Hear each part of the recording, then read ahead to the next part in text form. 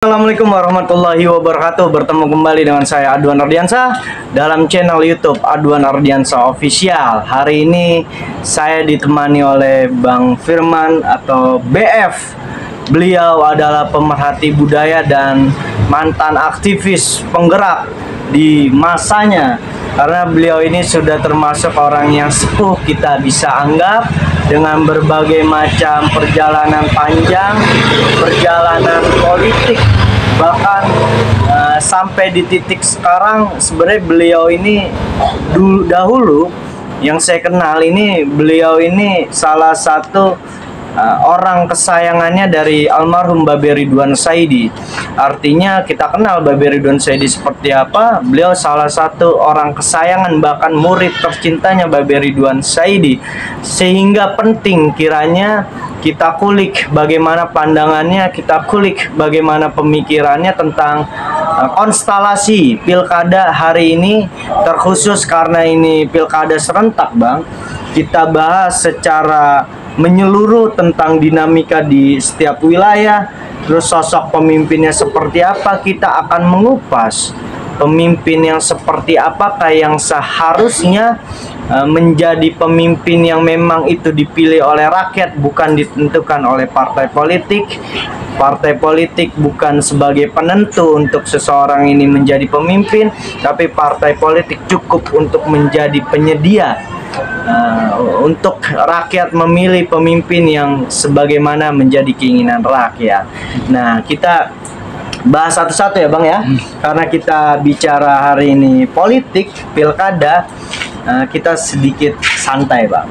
Karena jangan sampai kita ikut situasi panas di politik, karena bagaimanapun kita rakyat jangan sampai panas cuma gara-gara yang sifatnya itu sesaat. Karena kalau kita panas dengan hal yang sifatnya sesaat, kita akan hancur.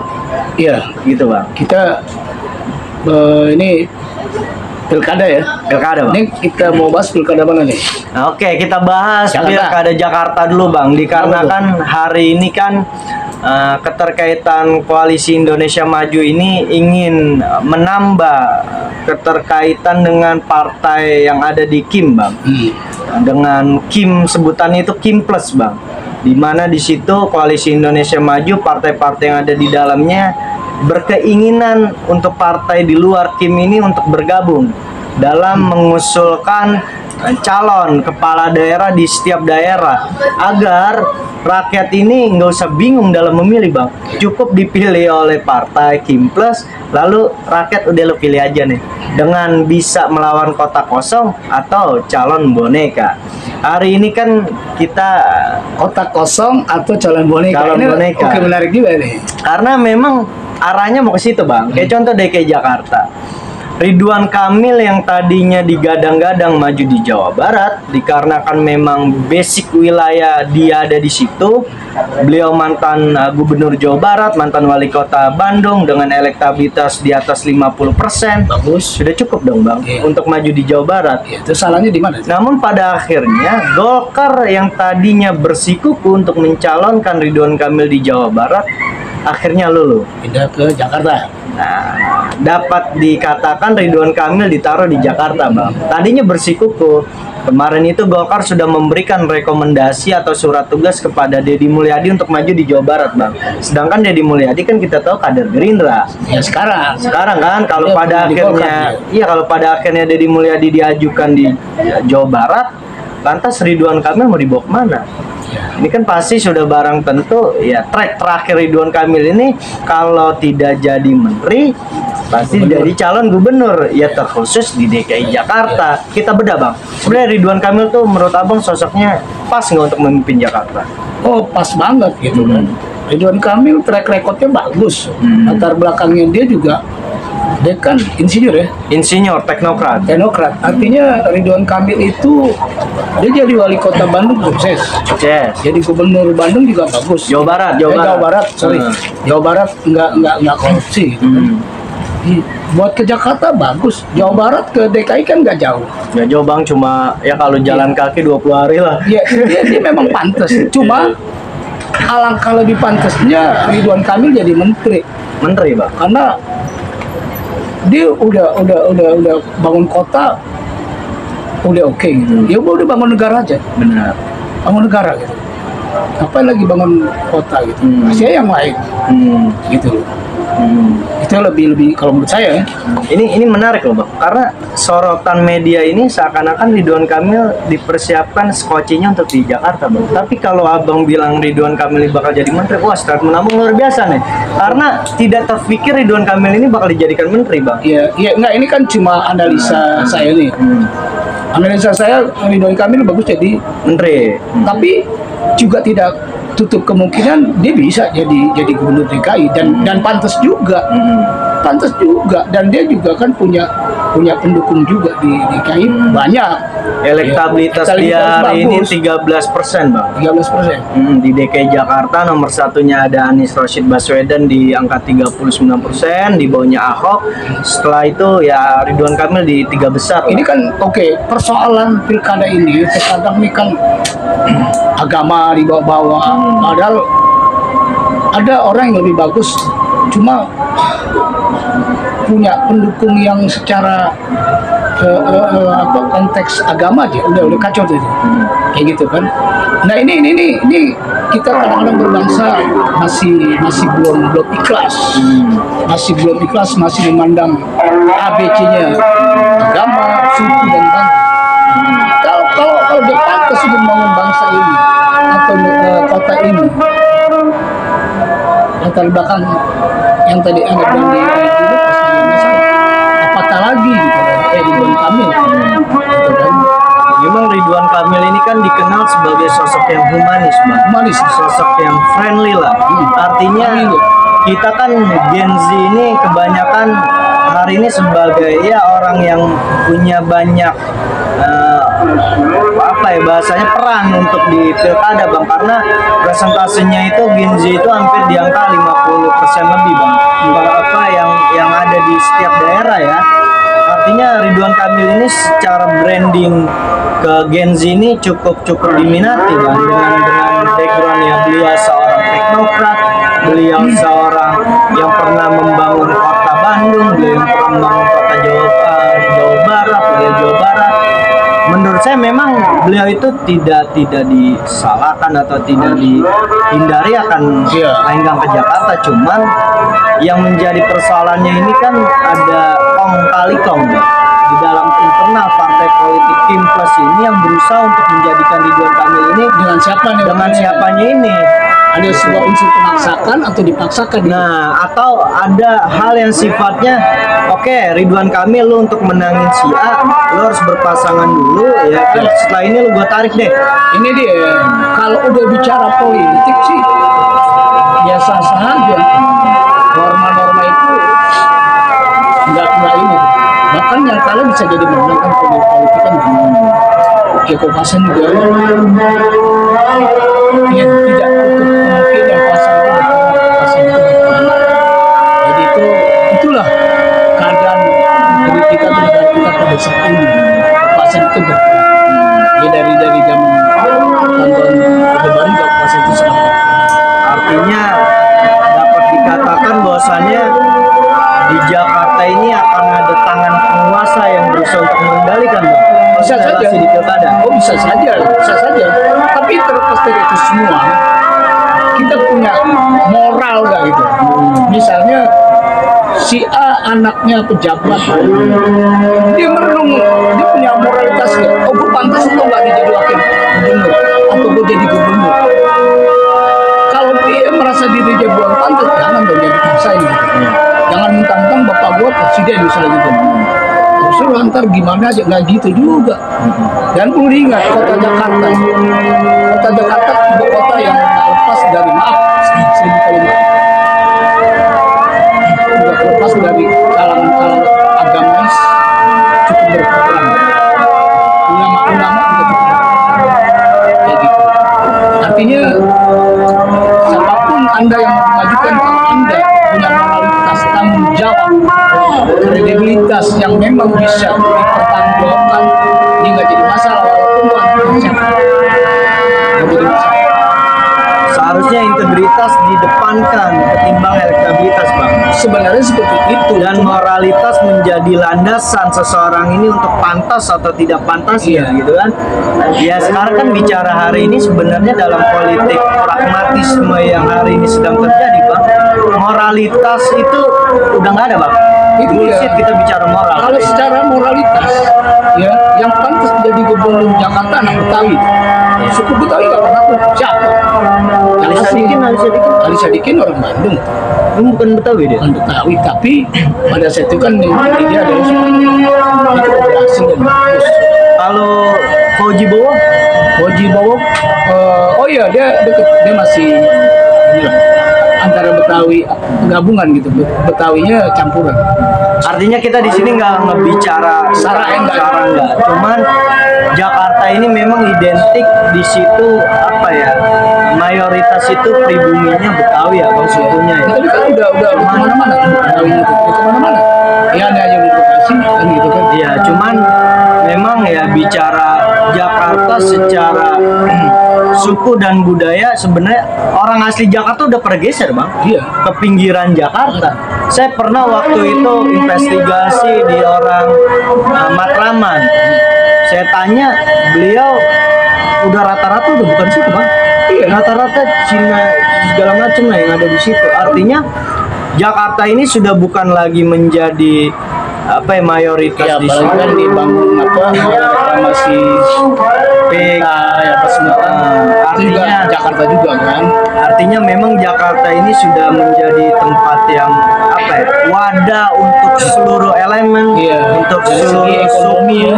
itu untuk hadir di Jakarta. Karena Jakarta ini apa metropolis sebagai apa ya, pusat kota, Pusat ekonomi. pusat ekonomi, Gerakan pusat ekonomi yang bisnis paling segala bagus. macam, pusat pemerintahan hingga pada akhirnya ya wajar lah hari ini Jakarta itu diduduki oleh berbagai macam Itu dia. suku bangsa yang terpenting masih bangsa Indonesia, itu kan? Ya benar-benar itu benar sekali lagi.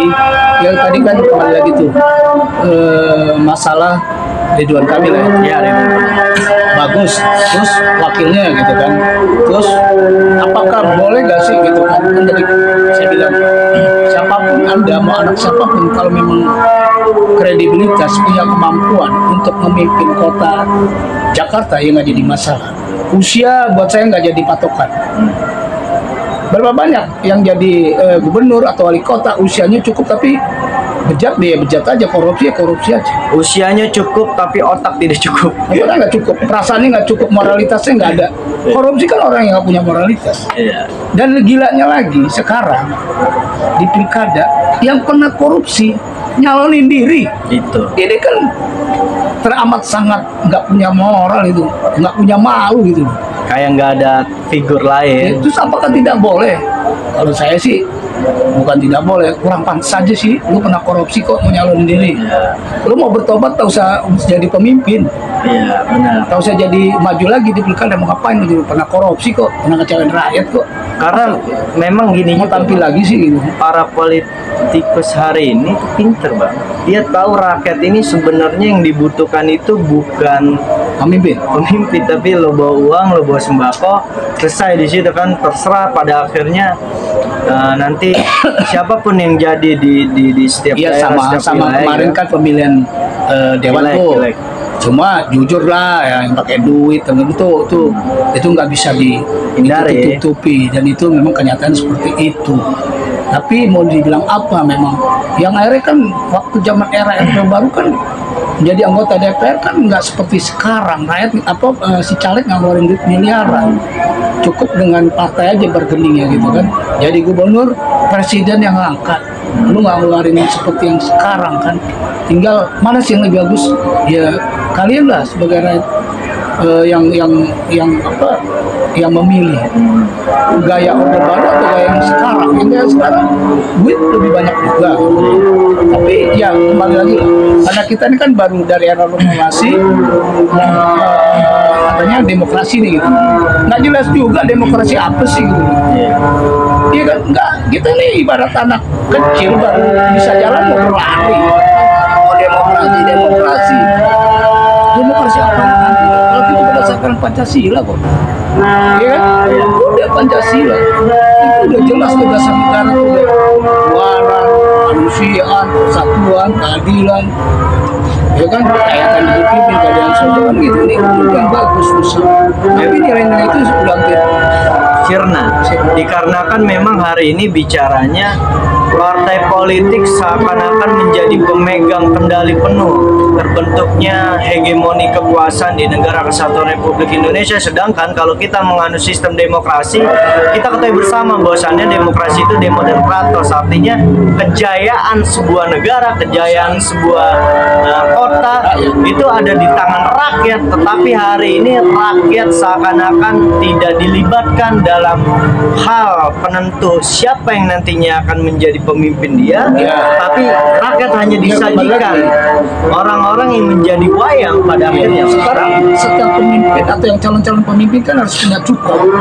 Itu ada bargaining ada cukup. Kan jadi cari tadi juga harus dekat dengan cukup, nanti ada pemodal. Bohir. Ya kalau enggak kan juga. Seberapa banyak saya lihat yang jauh-jauh dikasih. Kita tahu.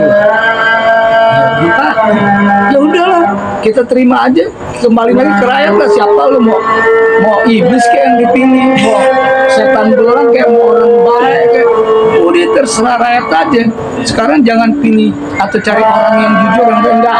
Udah susahnya di surga orang jujur, orang baik itu aja cuma di surga. Karena lagi-lagi bicara hari ini, Bang, kita mencari orang yang benar-benar tulus cinta mau berkhidmat berbakti kepada rakyat susah, Bang. Itu cuma kata-kata musik. Ya, sekarang ini yang Kita jelas bukan pesimis ya. bukan. Tapi ini bukan kenyataannya seperti itu. Nyatanya seperti fakta. Bahkan memang hari ini rakyat seakan-akan sudah acuh-acuh, Bang, dengan kondisi politik hari ini. Ya, karena memang diciptakan, memang tertiba seperti itu. Mau ngapain lagi? Terserah akhirnya kan. Capek kayak. Apalagi maaf, kita kan ada strata nih di tingkat sosial. Ada yang paling bawah, ibu-ibu.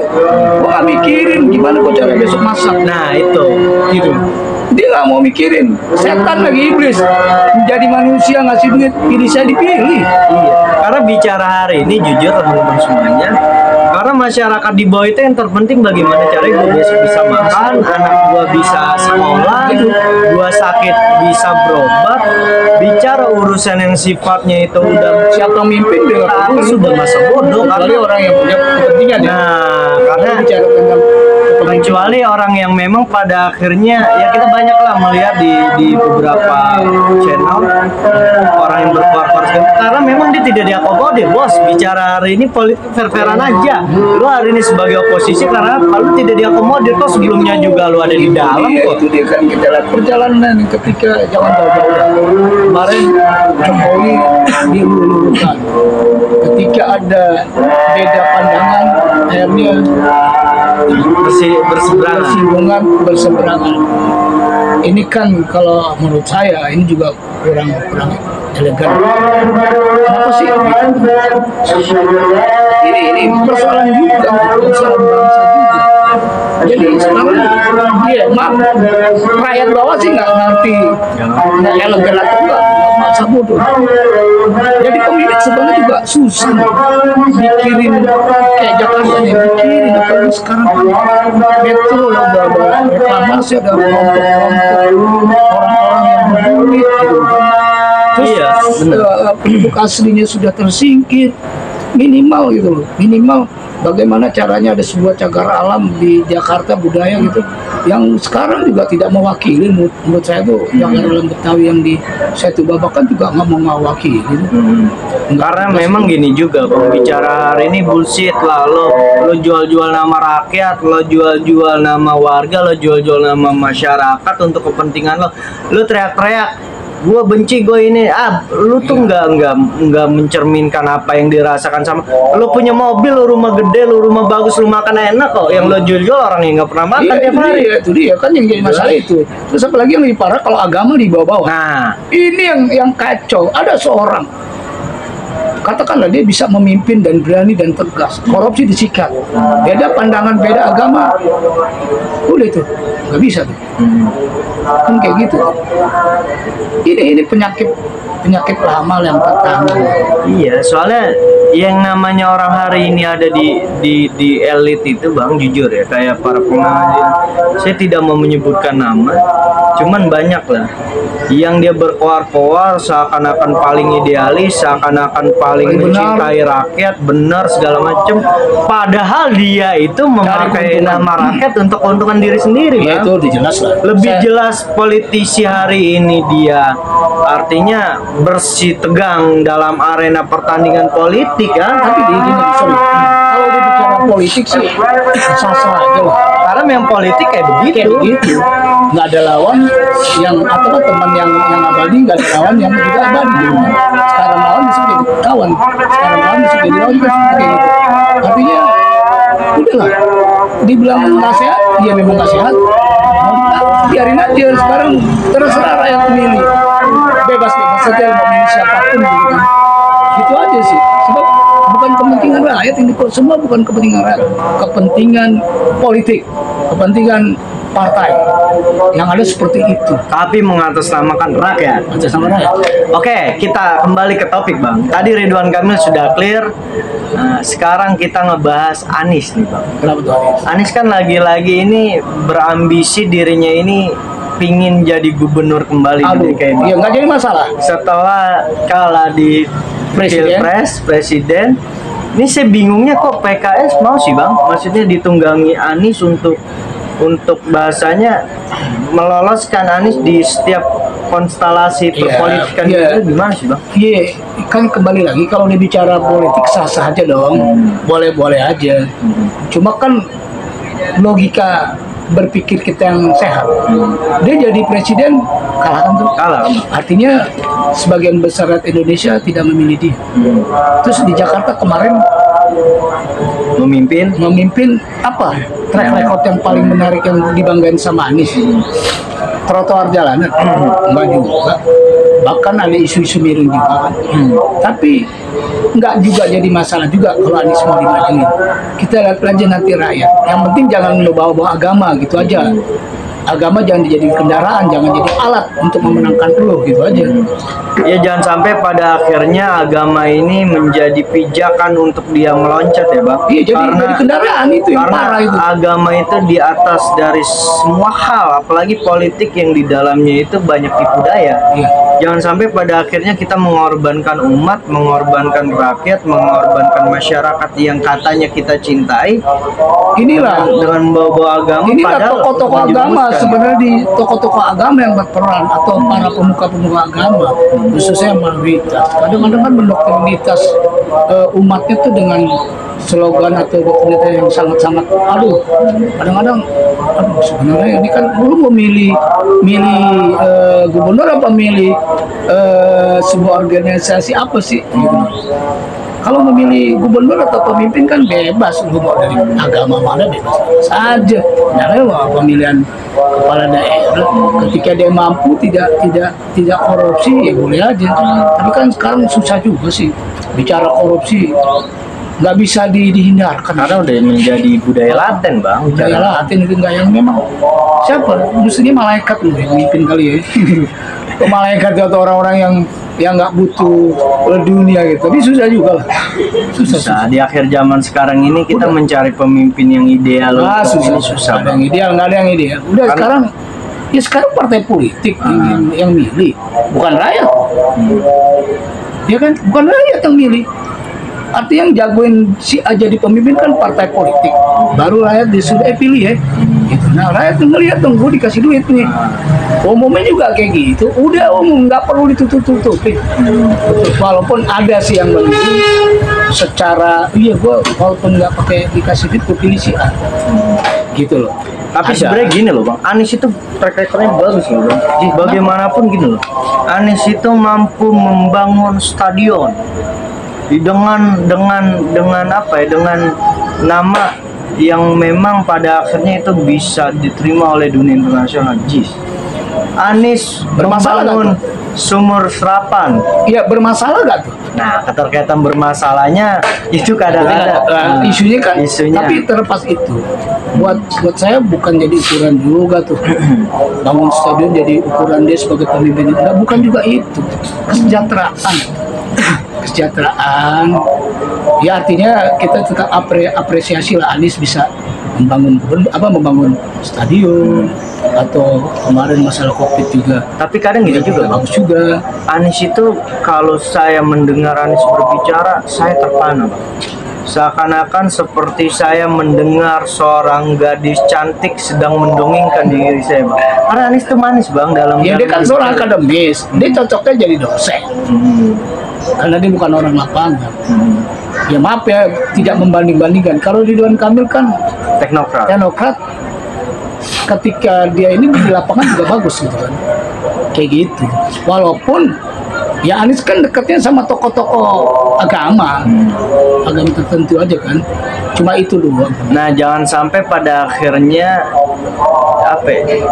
sebenarnya gini, Bang, Anies itu sebenarnya baru belakangan ini aja dicap sebagai orang yang paling kanan. Sebenarnya dahulu itu sebelum Anies dimajukan pilgub di 2017 itu ya, Anies itu sebenarnya sosok yang tidak ke kanan-kananan, bahkan tidak terlalu cermin ke kanan. Beliau itu kan secara track record-nya kan dari rektor Paramadina kan, terus masuk ke pemerintahan Pak Jokowi, orang yang bahasanya nasionalis lah ya, ke kiri gitu kan. Ini kan baru belakangan aja karena waktu itu kan ada konflik antara Ahok dan Anies, ya, makanya Anies seakan-akan menjadi figur yang kanan yang pas untuk dijadikan wadah teman-teman ini untuk ya menyampaikan saran dan masukan. Padahal teman-teman juga kudu paham, Anies itu bukan orang kanan. Dia itu dasar pemikirannya bukan orang kanan. Anies itu kiri, dia pada akhirnya masuk ke kanan karena pada saat itu ada momentum mengalahkan Ahok kan. Gitu kan. Ya itu kan juga kurang fair sebenarnya. Tapi udahlah masa itu ya. Tapi sekarang gini aja lah. Kita kembali aja sama pemilih nanti. Bulan apa sih pemilihan ini? Di November. Di November kita lihat aja gitu kan. Tapi secara yang tadi saya bilang, Anies orang akademis, dia lebih cocok sebagai dosen. Iya. Kalau saya lebih tepat sebenarnya bukan orang lapangan. Jadi ya, benar-benar. Orang pemikir sama orang lapangan beda ya. Nah, kenapa zaman proklamasi Pak Karno ada Bung Hatta, Bung Hatta pemikir, cocoknya Anies jadi wakil sebenarnya. Iya. Ridwan Kamil jadi gubernur. Kemarin juga gitu tuh. Kalau seandainya, maaf kita ulang flashback. Kalau seandainya Anies nggak mau terjadi gubernur, jadi presiden, dia jadi wakil, terus saya wakil Prabowo gitu kan, itu cakep itu. Itu bagus itu. Tapi ya udahlah, nasib udah jadi gubernur kan, saya udah masa. Artinya kayak gitu. Seorang pemikir jangan jadi pemimpin, jadi wakil sebenarnya. Karena bagaimanapun atau seorang konseptor ya. Secara background Anies seperti Bung Hatta, beliau jago dalam berkonsep, pemikiran bagus Anies. Bagus. Cuman kita harus disinergisitaskan dengan sama orang yang lapangan, orang yang bahasa taktis lah, yang bergeraknya itu cepat gitu kan. Jadi harusnya dia jadi wakil lebih cocok. Iya benar. Dampingin aja deh, duetin aja dia sama Ridwan Kamil. Jakarta lebih saran keren. Untuk Golkar, duetkan Ridwan Kamil dengan Anies. Itu lebih keren. Jangan sampai Golkar Ridwan Kamil melawan kota kosong atau calon boneka. Kalau bisa Golkar sama PKS berkoalisi. Cuman PKS mau nggak ya? Karena kan PKS Sohibul Iman, Bang. Ya sekarang gini, bukan Sohibul Iman di calon ini. Iya, aman kan? Ya. Jakarta aman, Anies Sohibul Iman. PKS sekarang kan beda dengan PKS dulu PK kan ya, Partai Keadilan. Ya nggak tahu lah, biarin aja lah, kita lihat aja lah. Kayak gitu kan. Sekarang partai mana sih yang jadi kebanggaan rakyat? Buat saya udah nggak ada yang bisa dibanggakan. Iya. Ada bang satu partai yang bisa dibanggakan. Siapa? Kita nanti pada akhirnya bikin Partai Rakyat Indonesia, PERI. Karena bagaimanapun PERI itu sosok penolong kan. Kita bikin tuh. Saran untuk Ridwan Kamil duet sama Anies. Itu lebih cocok di keren. Jakarta. Itu lebih cocok. Nah, Ahok nih bagaimana Ahok bang? Ahok. Ya sebenarnya gini, itulah yang saya bilang, kita ini belum siap, rakyat Jakarta khususnya belum siap. Sara masih dikedepankan. Unsur Sara menjadi Jadi pendompleng latar ya. belakang itu itulah. Sebenarnya Ahok juga bagus. Ahok orang pemberani juga kan. Yang kita tahu, tapi nggak tahu ya kalau ini. Tapi pernah dapat cerita tuh, dia nggak segan-segan tuh. Dia orang dapat dipercaya tuh, ketika dia dikasih kepercayaan Ahok dalam waktu singkat, ternyata dia korupsi, diberhentiin tuh langsung sama Ahok. Tegas ya Ahok. Tegas. Nah, kita butuh dong orang seperti itu. Tapi kembali lagi sekali lagi, pemilihan gubernur besok kita serahkan aja kepada rakyat. Ya kita mau gimana? Partai mengatasnamakan rakyat memilih A si B gitu kan. Ini mau kita lawan tuh nggak bisa. Bisa. Karena Kecuali- penyedia ya yang bakal dicalon ya Lagi partai. partai ada nggak independen yang berani? Independen kemarin Ada. Dharma itu nggak lolos Dharma di iya yang mantan verifikasi polisi komjen. Dia orang bagus tuh pemikirannya. Nggak lolos. Pak Dharma itu pemikirannya bagus. Artinya kita butuh orang pemikir seperti itu. Dia bagus kok. Statementnya dia tuh yang saya lihat tuh ya cukup bagus. Tapi ya itulah kadang-kadang kan kembali lagi kalah sama partai. Dia nggak punya partai. Nggak punya. Dia mau ngapain gitu? Dia nggak Independen, punya kan? partai. Udahlah, atau sama maju lah. Bukan Karena- kalau saya dalam arti kata pesimis nggak. Iya. Lu pasti nggak diakuin. Karena bagaimanapun hari ini Sekarang. pemegang kekuasaan di negara ini ya partai Iyalah. bos. Kita nggak bisa pada akhirnya rakyat ini menentukan sikap karena partai sebagai penyedianya dalam artian gini loh. Rakyat itu punya saran dan masukan, partai itu punya kehendak. Kalau pada akhirnya saran dan masukan dari rakyat tidak sesuai kehendak partai, maka apapun yang menjadi omongan kita mentah, Itu nggak semua akan pernah ada kemauan partai. artinya. Ya, Semua semua. itu ada di tangan partai. Nah, buat teman-teman ya semuanya, ketika kamu muda, pastikan diri kamu terjun di dunia partai politik. Karena bagaimanapun ketika nanti kamu sudah ada di fase-fase di mana dirimu sudah mempunyai peran di internal partai politik, maka diri mulai sebagai penentu nanti arah mau dibawa kemana ke partai politik ini hanya sebatas kepentingan partai Yang kah? lucu gini di. Atau kepentingan rakyat yang pada akhirnya bisa kamu rubah dari dalam sistem itu sendiri. Yang lucu gini, para aktivis atau mantan-mantan aktivis ketika dia direkrut di birokrasi atau di sebuah partai, konsep pemikirannya udah beda lah gitu. Banyak aktivis 98 satu sama lain berseberangan sekitar dari partai A dan B, ya kan? Ya ini kan terus yang penting gua punya tabungan banyak, rumah banyak, atau punya partai gua kekuasaan. itu akan sekarang pemikiran. Mungkin kita juga gitu kali. Ya udah jadi pasti pejabat, bang. Kalau saya kayak diri aja. pada prinsipnya begini. Ya sekarang bang, kita tuh gimana? Kita tuh di partai politik tuh ditekan bang. Dalam artian contoh kita jadi pejabat ABC itu pasti ada setoran. Itulah. Jadi ya contoh lah, pileg aja bos itu ngabisin duit ya. Bahasa kasar di kota kabupaten 1 M lebih itu nggak cukup bang. Lah terus dalam jangka waktu 5 tahun dengan gaji Sekian ya. ya mana dari mana kita buat nutupin, belum buat sehari-hari, belum Udah, buat itu udah sebuah bukan rahasia umum lagi. Udahlah, bangsa ini mau jadi apa ya kita lihat aja nih 5 tahun akan datang. Nggak perlu berbicara nanti tahun sekian, nggak perlu tahun yang akan datang aja kita lihat 5 tahun yang akan datang. Jakarta siapa mimpin, Indonesia besok Pak Prabowo yang mimpin.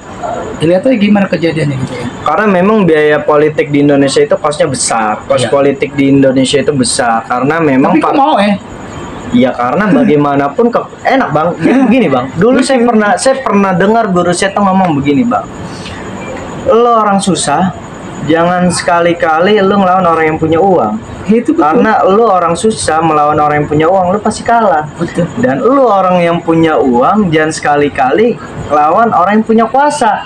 Karena kalau lu lawan orang yang punya kuasa, uang lu bakal habis. Artinya bang, kekuasaan ini taraf paling tertinggi dalam kita berkehidupan, berbangsa Tapi, dan bernegara. sebentar. Orang yang punya uang bisa mengatur. Iya. Para pengusaha-pengusaha bisa mengatur, para cukong bisa mengatur para penguasa. Sekarang loh, balik kalau kita lihat seperti itu. Maksudnya begini bang, punya uang dalam artian bukan bos besar. Oh, Kalau bos besar itu ya sekarang kan kita ini sebenarnya rakyat bang. Penguasa itu ya bagaikan kepala. Di atas kepala ada apa sih bang? Cuma ada rambut. Rambut itu siapa? Ya ketua umum partai sama bohir, bos yang ngedanain dia kampanye segala. Dia ngejadiin dia. Jadi ketika dia dipilih jadi pemimpin daerah atau ibu kota, minimal gue mikirin partai gue nih. Ya Kira-kira udah pasti bang, karena bisnis bagaimana apa nih yang gue gitu kan? lah ya sekarang Kayak gitu. sekarang begini bang, bicara hari ini partai politik ya. Kita lihat ya. Iya bahasanya nggak usah orang-orang dah, kita dah. Kita makan nyari sendiri. Iya. Sedangkan seharusnya bicara hal sederhana yang sudah dijamin oleh undang-undang ya, pendidikan, kesehatan. Di tempat saya tuh banyak orang yang nggak sekolah cuma gara-gara dia nggak punya duit Kan buat pemerintah sekolah. udah anggarin tuh. Lah iya, Masalah kemana anggaran pendidikan. pemerintah, kemana partai politik, kemana lo anggota-anggota dewan, kemana kan lo gede-gede. pejabat hari ini? Tapi kita nggak bicara itulah, kita bicara satu keadaan. Yang jelas siapapun ya nanti rakyat memilih, ya kita mau memilih orang kayak gimana susah. Mau orang jujur sampai saat ini juga belum kita dapat. Belum terlihat. Tapi untuk di antara mereka yang khususnya di pilkada DKI itu, saya lihat Anies Ridwan Kamil Ridwan Kamil. cukup bagus. Bagus lah. Cukup bagus. Dia juga orangnya merakyat, tidak sombong, dan sudah terbukti dia lebih suka dipanggil Kang Emil timbang dipanggil Bapak. Artinya ya siapapun yang nanti menjadi pemimpin di Jakarta, Anies, Ahok, Ridwan Kamil bagus lah. Tinggal bagaimana ya silakan aja. Ya udah serahin aja rakyat. Karena rakyat memilih, Yang penting partai politik yang menentukan. Jangan agama dijadikan isu. Jangan agama dijadikan kendaraan. Itu aja. Karena menjaga persatuan dan kesatuan itu di atas kepentingan dari semua hal. Apalagi ini bulan Agustus, tanggal 17 Agustus, hari kemerdekaan bangsa kita yang ke-79. Jaga persatuan bangsa. Jangan bikin ngaco. Jangan. Nasionalisme tetap kita jaga. Ya kan? Benar. Suku, bangsa, agama manapun harus bersatu cinta kepada bangsa ini. Pilkada boleh beda, pemilihan boleh beda, tapi tetap Indonesia negara kita yang harus kita jaga. Itu. Karena bagaimanapun para pejuang bangsa sebelumnya mengorbankan darah air matanya untuk memerdekakan Republik Indonesia. Jangan sampai kita sebagai penerus mengorbankan apa yang sudah dikorbankan oleh penerus kita, oleh pejuang-pejuang kita sebelumnya, dengan merelakan bangsa ini hancur. Bahkan tidak ada Karena hanya kepentingan sesaat yang sifatnya pragmatis, oportunis untuk kepentingan diri sendiri.